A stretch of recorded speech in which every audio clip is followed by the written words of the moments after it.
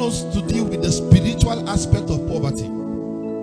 Hear this. Whatever happens on earth is directly or indirectly sponsored by a spirit. You will see this in many families and in many communities.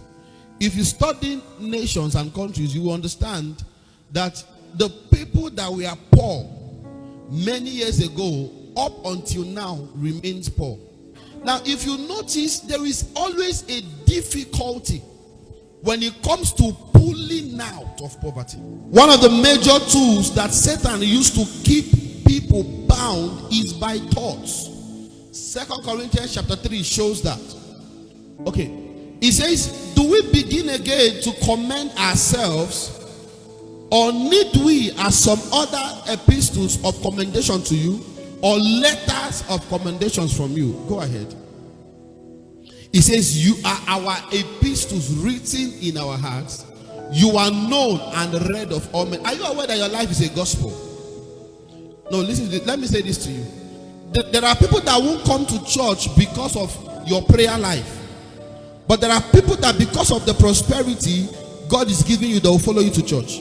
Can I have verse 5? Okay. It says, not that we are sufficient of ourselves to think that anything is of ourselves, but our sufficiency is of God. It says our sufficiency is of God. There are people that they are frying. If they fry from now till next year, no matter how diligent they are, they can't build a house. Now, man of God, what is your hope for those kind of people? Because we have been taught that prosperity without hard work or without work is fallacy or is a scam. What of those that are laboring but their labor is not sufficient? Or what would you say to the woman that sells up by the roadside? No matter how much work she puts, there are cars she cannot drive. I'm not talking to somebody here. Our sufficiencies of God. 2 Corinthians chapter 10. Okay, let's switch from verse 4. For the weapons of our warfare, they are not carnal, but they are mighty through God to the what? To the pulling down of strongholds. Now look at verse 5. It says what? Casting down. Hear this. And every high thing that exalted itself against the knowledge of God. Hear this. And bringing into captivity every thought. Every thought to the obedience of Christ. One of the major entry points of demon spirits into a man to afflict the man is by thoughts. For the weapons of our warfare are not against witches and wizards. You are not here. The weapons of our warfare, as mighty as they are targeted against thoughts. That is, by the weight of the equipment, you know the weight of the assignment. Now let me say this. When you see demonic thoughts in operation in the life of a man, it can show that there are certain demons at work in the life of that man. Now I'll show you that there is such thing as the spirit of poverty. And when the spirit of poverty has held a man captive, there are signs.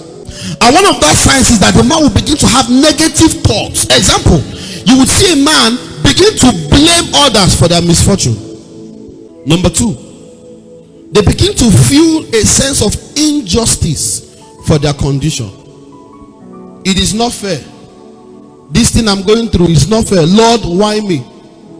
When you see a man with this mindset, he's a man that the spirit of poverty has impoverished. The spirit of poverty does not have contentment or satisfaction.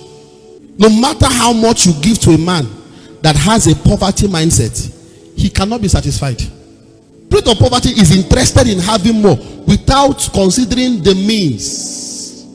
They don't care whether it is by legal means. You will see somebody say, I don't care. What I want is let me just be rich. The spirit of poverty. Number 4. Now, the fear of spending or investing. They are afraid to spend. They are afraid to invest. The reason is because they feel that when they spend or they invest, they would begin to go back to where they are coming from. If is a sign. Look at me. I used to be a victim of this. I used to be a victim. I will save and save and save. Even when I need to change my clothes, I will not change my clothes. Pastor, change your shoe. A man of God has blessed him, but he can't buy shoe because he feels that the day he buys shoe, he will become poor. Hear this. There is something called being diligent. Am I communicating here? You are not spending for unnecessary things. Hear this.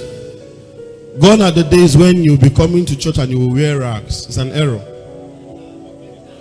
We must be intentional about our dressing. Now, the spirit of poverty does not have value for whatever they have. You are not judged by what you received. You'll be judged by what you did with what you received. Number 6. The spirit of poverty, there is this resentment against the wealthy. Some people have the mindset that anyone that is wealthy is a thief.